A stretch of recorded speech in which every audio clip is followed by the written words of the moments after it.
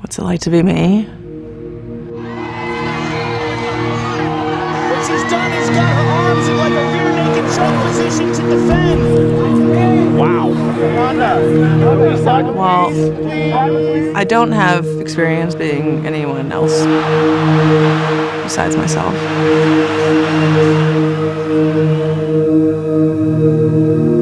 First of all, if you look at the type of competitor she is, she's psychotically competitive. She doesn't just want to win, she wants to destroy you. And a takedown by Rousey. These girls are talking, oh, she can't punch hard, she can't hit. Then she punches them, knocks their ass out. Like, don't talk all that. And there's that triple hip toss by Rousey. You know, she wants to enjoy real life. And she wants to just be normal sometimes, but you can't when you're a world champ.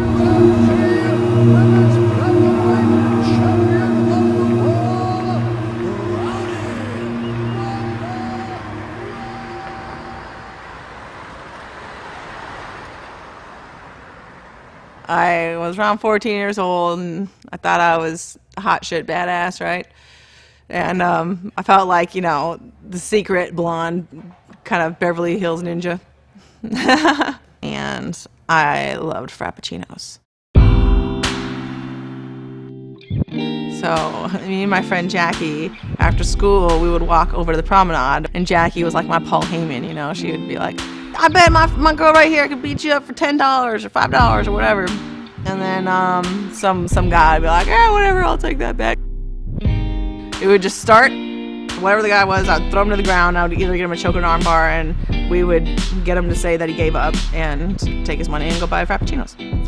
And yeah, those were my first pro fights. We'll fight for Frappuccinos.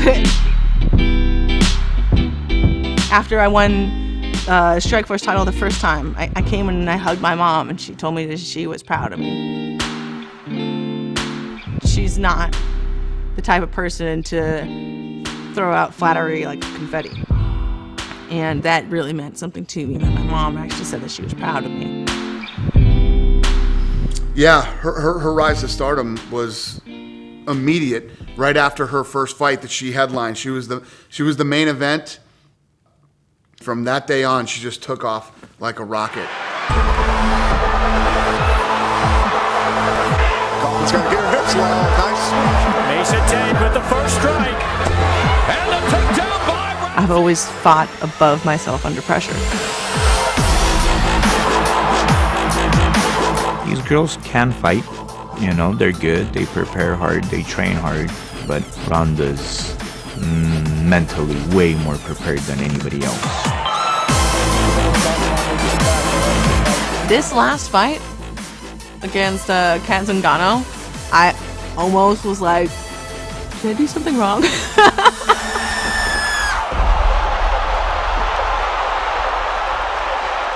In fights like that, people usually boo and they walk out pissed off. And instead, every single person stayed and stood and applauded. Nobody could believe it. And everyone that watched it, they still had no idea what the hell happened. I had to watch the video several times, frame by frame, to even understand what I did. And then when I actually watched it, I'm dropping all modesty here, and I was like, that's the most brilliant fucking ninja shit I ever saw.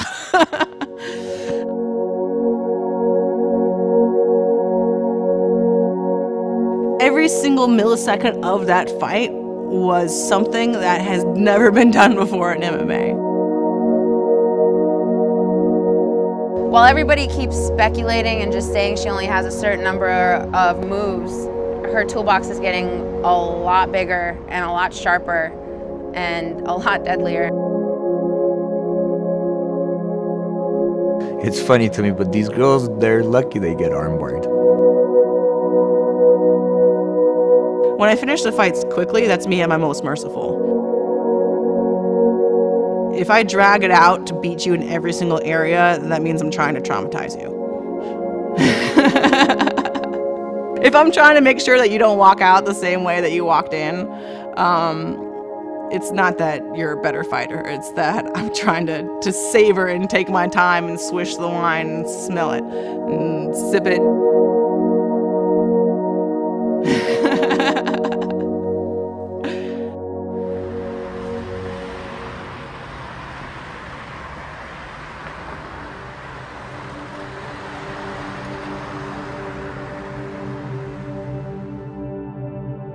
Another thing that I grew to appreciate over time was not winning Olympic gold. States of America, Ronda Rousey. It was because I never won that Olympic gold that I have that feeling of always being unsatiated.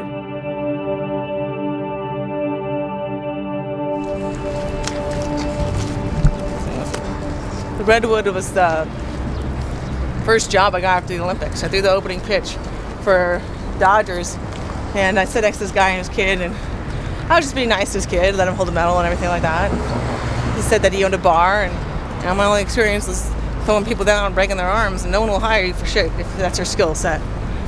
So just because I was nice to his kid, he hired me. I was the bouncer and the bartender.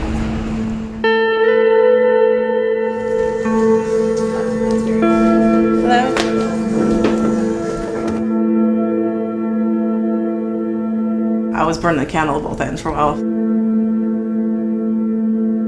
I wasn't even in training, anything. I was really just kind of lost and didn't know what to do with my life. I spent my whole life trying to build my body up, and it made me miserable, so I thought maybe tearing it down with everybody else could make me happy. So that was part of my trying to destroy all my work phase.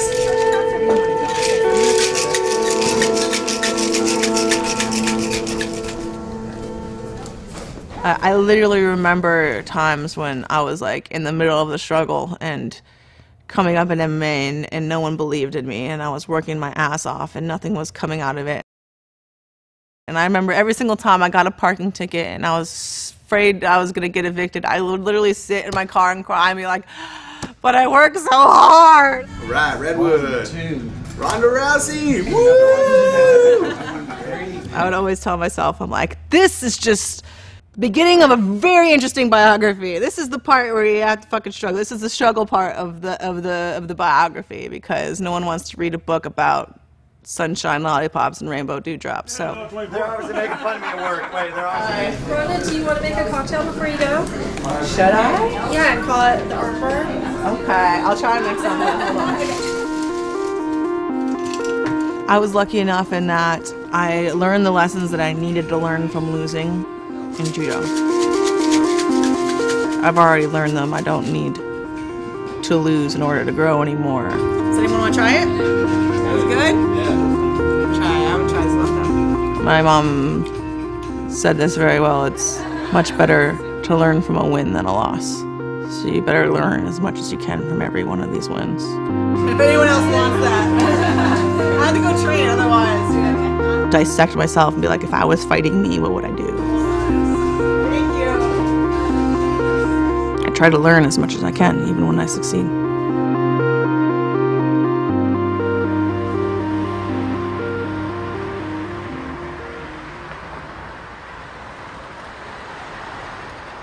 I kind of feel like I'm always working, and I really don't have enough time to spend with people I really care about in my life, and that's the one thing that I'm really working so hard for now.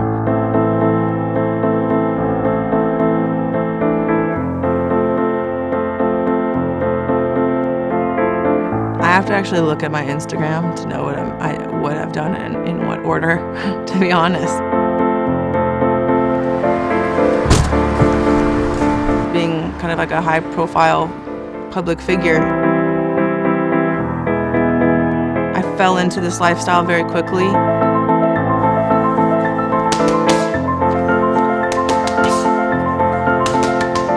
What I really have is the gym. It's almost like my church. It's like that one constant place that I have to return to, and it will always be the same, and I'll always be treated the same. I'm surrounded by plenty of people that will not hesitate for 1 second to tell me to go fuck myself if I said something stupid. advantage. We call her on her bullshit so her head doesn't explode, because who wants that? If you're not getting an accurate reflection and people are just telling you what you want to hear all the time, you're going to fall into this mindset that you could do no wrong and every idea that you have is brilliant. There's no acting here, there's no celebrity here, or there's no image here.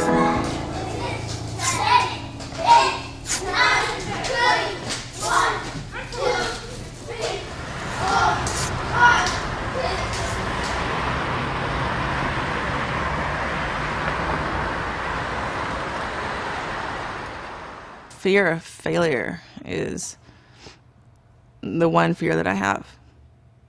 I like snakes and bugs and heights. Losing literally feels like dying to me. Nope, don't. The shorter my fights are, the longer I could fight. Honestly, I don't even know how many miles I have left. Every single fight I reassess over and over again. And if I keep coming out unscathed, then I feel like I could fight it forever. But, you know, if they start to wear on you, that's the downfall for a lot of fighters, is they can't leave that high and they stay in a little bit too long. Go for it.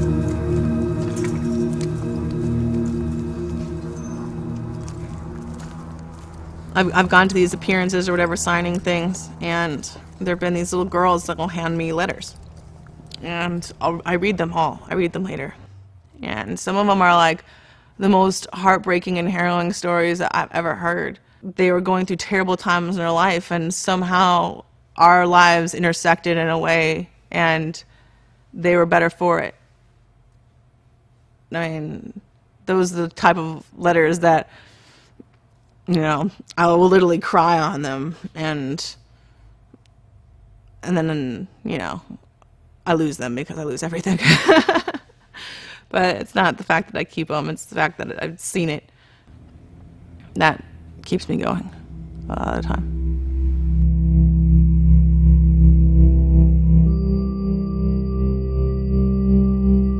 Ronda is on top of the mountain right now.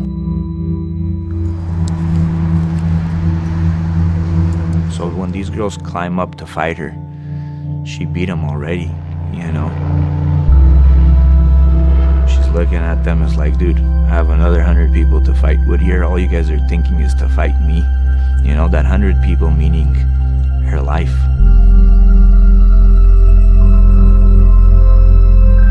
Everything. She has so much fights throughout the day. These girls just wake up, oh, we want to fight Ronda. Their whole focus is on Ronda. Ronda's focus is on fighting and defeating everybody.